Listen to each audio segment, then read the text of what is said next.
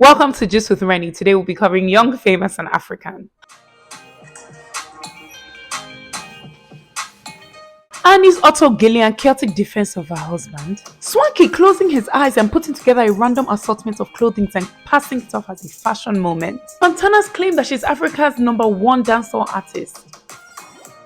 Diamond kissing and telling Big Mouth Lewis's baby fever. Andile hoodwinking two gorgeous women to fight over him, knowing damn well he's not picking either of them. Zari claiming that she has moved on from Diamond, but reminding us every day she has access to his sperm anytime. Naked and Kaylee still not engaged or married, telling us they are working through things. Two-Face and his announcement that men are animals and carry their private parts anywhere, and it doesn't mean that they are betraying their wives if they step out. Last but not least, Kanye, the messy therapist who was giving us quotes to live by. Let's get into it.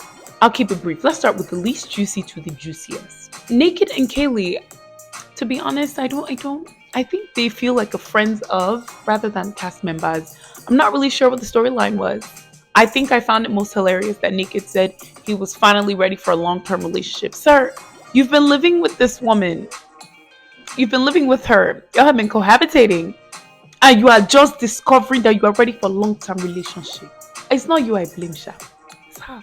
Kanye, honestly, did she have a personal story this season? No. At least the first season we got a preview into motherhood. She even shared about her dating life. With this, I felt like her job was to wear very over-the-top outfits and shade her friends.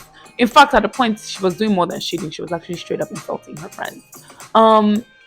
And that's it. However, what she did was she provided us with the necessary quotes to get a storyline moving. My favorite quote from Miss Kanye was when she said, "Men will leave you out in the desert with no water." We get into that storyline later on. Zari, was there a storyline? No. Arguing with Fontana about your children's father that you claim you've moved on from. Again, where were they finding these storylines from? Because they were just unrealistic. Andile, when his children's mothers stepped on the scene, I looked and I said, wait, is that the same woman? Am I seeing the same gorgeous woman twice? How he managed to pull two baddies of this stature and have them arguing about whether or not they want to date him, or rather whether or not he wants to date them. How did this happen? How did he hoodwink these women to forget their dignity and start arguing about her? These women started arguing with themselves that they forgot that the person that they need to be mad at is him. Meanwhile, he's sitting there doing Mr. Cool, an innocent guy, someone who invited the other woman to the dinner and didn't give either of them a heads up, then had them arguing. Women, how do y'all let this happen to you? How do we let this happen to you? You start arguing with yourselves like you forgot the reason that you are arguing. I don't want to judge, but I just can't think of something that would get me that much out of character to disgrace myself on national television. Because you put me, you were filming for Netflix. So how will I be arguing with another baby mama on whether or not he loves me or not, when he has even told either of us he's not dating us? I didn't understand it. The Lewis and Bonang beef, very chaotic. I truly didn't understand it. Why was she there? The 2 minutes she was on was forced. It felt like the shouting at the table. At some point, I started to think, wow, Lewis is really a victim because all this ain't necessary. Speaking of Lewis gave us looks. Actually, I really enjoyed his outfits throughout the season. I don't understand why the baby fever thing is his discussion. Again, honestly, to be fair, nobody really has a storyline. And I guess we can transition now to Fontana. I think Fontana is on the wrong show. To me, the entire show, she just seemed very confused. The way she allowed herself to be played by Diamond is actually a lot. She allowed this man play her to the point that she supposedly repeated something he said about his baby mama to her, to now be fighting the woman. Doesn't make sense. Fontana, and then she now kept saying, you guys are like my aunties and my uncles. So if you know these are your aunties and uncles, why did you rubbish yourself as a rubbish niece? It's not making sense. We didn't see anything about Fontana's music. We didn't see her in the studio. I didn't even hear anything. Fontana just seemed like she's on the wrong show. Like she's confused about what they're supposed to be doing there. Now I'm gonna move on to Swanky and Annie. Well, with Swanky, truly the fashion moments I don't know if they're fashion, but honestly, I'm not a fashion guru, so who am I to come for King Swanky? Swanky, if you're watching this, love you. I'm like, people are going for lunch. What is going on? I think the over the top behavior in the show just made it so highly unrealistic. I mean, most of these reality shows are unrealistic, but with this particular show, I'm thinking, what are y'all wearing? Like, are you wearing art pieces to eat lunch? Why? Why? At least have a realistic moment. At least just have a t-shirt and jeans moment. I think it was too obvious that they were curating chaotic pieces for attention on the show because they didn't really have storylines. The whole Swanky and Annie beef, what? People live in that same Nigeria.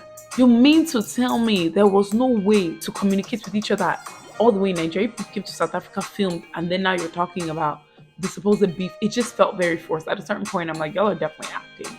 And then also, I don't know what Swanky was on. I don't know if it's that a producer told him you need to step it up or something, but Swanky was actually annoying me this season. I feel like the last season we only saw him blow up once, and that was like enough. Like I think on the train he was doing too much. But with this, like beefing Lewis, like getting Lewis the shirt, whack.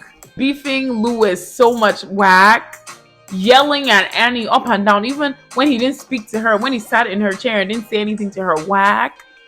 It just, I don't know what he thought he was going for. I think he thought he was serving sass. And it wasn't sass. It kind of was cringe actually when you think about it. So I didn't understand that whole Swanky and anything. Wasn't here for it. It just felt too forced. Last but not least, a lot of people have asked me to comment on Annie and Two-Face's marriage. And to be honest, what I'm not going to do is that. Those people have decided to be married. It feels or it seems as though Annie is carrying this marriage on her head till death do them part. Who am I, an outsider, to not come and be speaking? I can't say nothing.